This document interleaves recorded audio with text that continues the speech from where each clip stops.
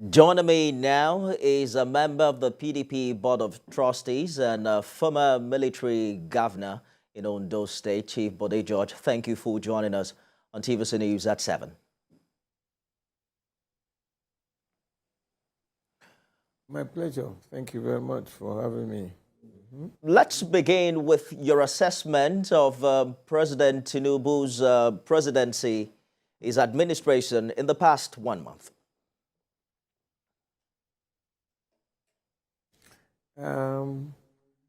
Let me say this. Like I said a couple of weeks ago, that yes, he has started reasonably well. But this journey is not a 100-meter dash race. The problems that had been with Nigeria is so enormous that we need prayers. Yes, he has appointed people. He's been trying to balance and make sure that our country sits pretty well amongst the civilized nations of the world. That's just the beginning. It's a long journey. And if you compute the number of hours a day, that's 24 hours, times 365 days, times 24, gives you the number of hours that is going to be on that saddle. And no human being can do anything, this kind of job all by himself. He needs prayers and the guidance of very well established, respectable, and highly knowledgeable Nigerians. This Abuja is not Lagos. Abuja will require the best of brains in this country. It's not the normal job for the boys. This nation is in dire straits. Take any sector of the economy, we got problems. But with prayers, nothing is impossible. If you have the fear of God in you, and you listen, and you remain faithful to the doctrines of the Almighty God, we will get there. Right now is a show of a perpetual anger. People are hungry. It is very disheartening. It is very, very destabilizing when you hear the way we talk about the removal of subsidy and the filth, the messages that we've been getting from respectable, responsible Nigerians, in particular, the former governor of Bauchi State publicly told us the shambolic manner in which that sector had been handled. It is disgraceful, it is annoying, and he has to find a solution. This thing must not be covered. What happened to all the subsidy? Who are the people, the beneficiaries of this subsidy? Now, that's one aspect. The other thing is the central bank. Thank God he took a decision, pleasantly too, that they will model the sale of dollars. We must know, Nigerians are eager to know, what did they do, what kind of methodology they handled to be able to send us to the canvas. Some people overtly benefited from this silliness, I'll call it, but let's know those who are responsible. This nation must have what we call reward and punishment. It's not a matter of sweeping it under the table and then, it's business as usual. So there are challenges ahead of Mr. Tinubu, because for me, as a PDP stronghold member and a dentist PDP, we are still waiting for the judgment in the court. So We should have that at the back of our mind. But Nigeria is bigger than any individual. Let the will of the people prevail. Absolutely. And I understand that you're saying that we are in the early days of his administration and that it might be difficult to assess him in this first month. But you also have talked about some of the moves he's made. And I just want you to quickly touch on the retirement of service chiefs and the appointment of new ones. As a retired military general yourself, do you agree that this new appointment embodies the principle of federal character? And what's your confidence in the names on this list? No doubt. You know, I left the service. Most of these boys didn't even meet me in service. I've been out of service for quite a while. If I'm rating my own group in the service, it will be NDA 4. This is NDA 38 or 39, these young people that are being put there. But it is a reasonable approach to for handling the military. I tell you what, of course, once you are a service chief appointed by a commander-in-chief, once that commander-in-chief leaves and another one comes, you will be there at the pleasure of the new one. There's no perpetuity in this job. So what he did to me is normal.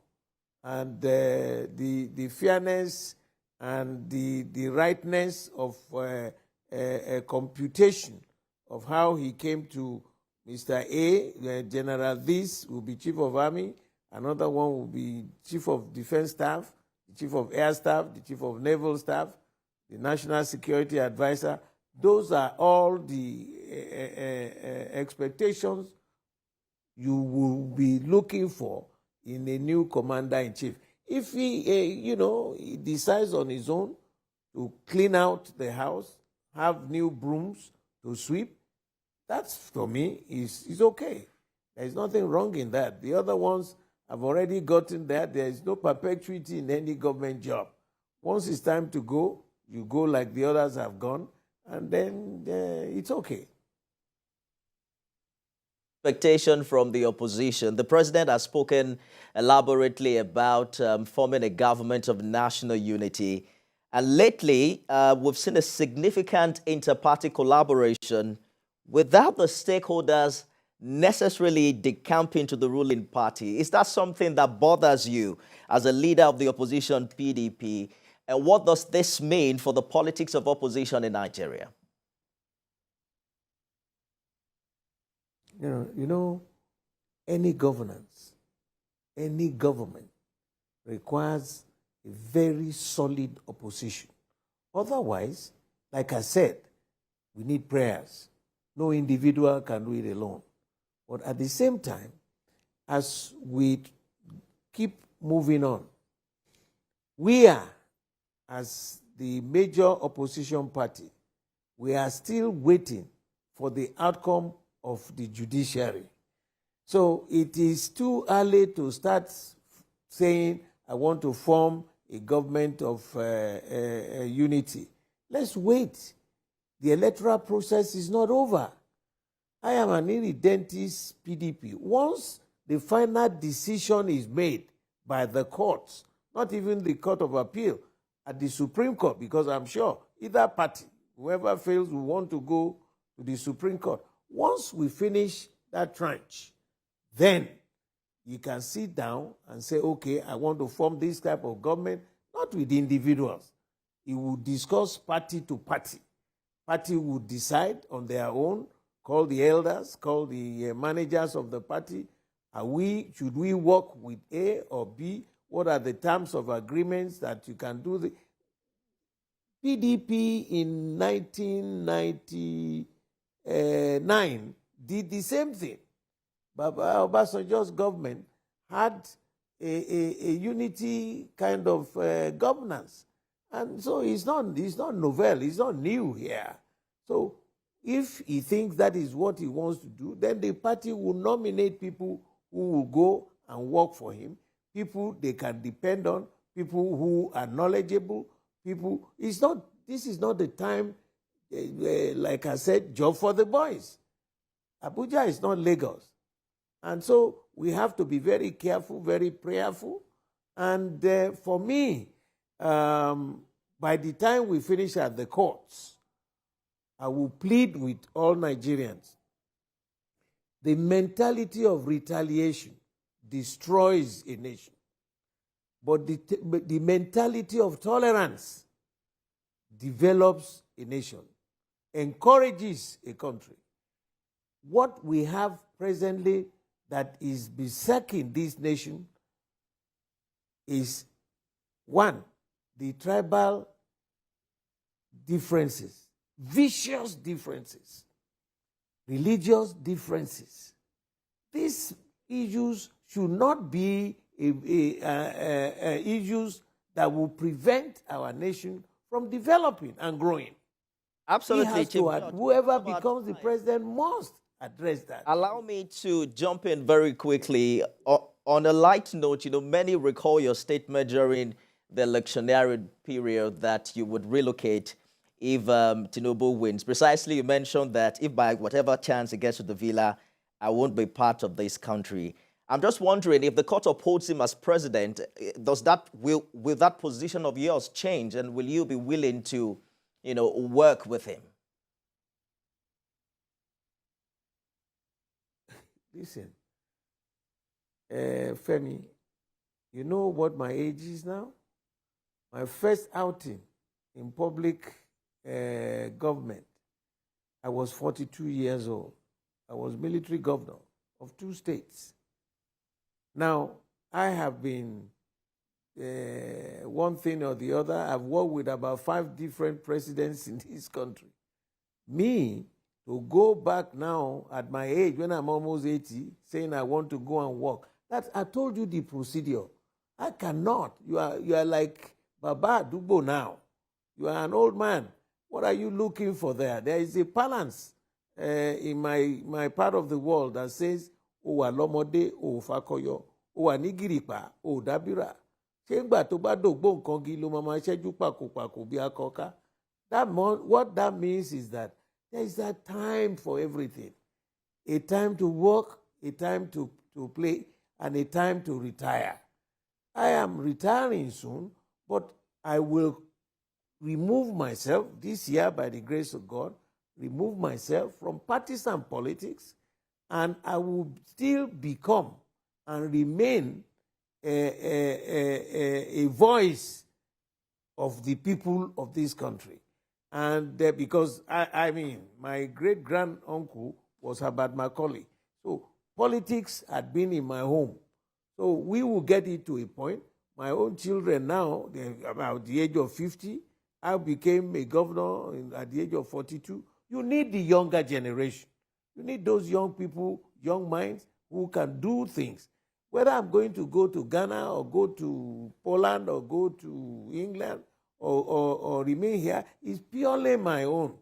Once we see that the judiciary has dispensed justice as per the, you know that imagery in front of all law courts where you have the lady of justice blindfolded with the scale on one hand and the sword on the other side, that he doesn't care who you are, whether you are black, green, yellow, or blue, and that he doesn't care what tribe you come from. He must dispense justice. If it is judicious, if it is fair, if it is sensible, fine. But if it's not, I have gotten to an age that I can go and live anywhere I want to live. And I'm not joking about that. If so far now, we are saying the filth, the death, and the rottenness in the system is absolutely shambolic. You don't need to pretend. We have tried, we have struggled, where we will continue to talk about it. If his approach, if he wins in court, fine. He will talk to the other parties, not me as an individual. But we will suggest issues, we will tell the truth to power without mincing words. So whether I remain in Nigeria or go to Ghana or go to Togo remains absolutely my decision. I'm a free man. I retired from the military, 25 years in the military service, 25 years in politics, 50 years of my life in the service of this country. Is that not enough? You know, and then if I'm seeing it. I was born here. I went to school here. I grew up here. Things are not working out well. That's all we are saying. Let all the governors get whatever money they want to raise. Yeah, it is a good place to live in if things are working. It is. If things are working well, it will be a good place to live in. When I was growing up, I don't know, when I was growing up, we had fun. We had fun in Lagos Island. We had fun, but that's not the case now. Let them set up skill acquisition programs in every local government. So thank you so much for your profession to these young minds. I believe that your position has become clearer, particularly concerning your previous statement. PDP chieftain and former military governor in Ondo State, Chief BODE George, thank you for your contribution. Yes, you know, during that, yes, thank you. Do you know all those periods we are just talking?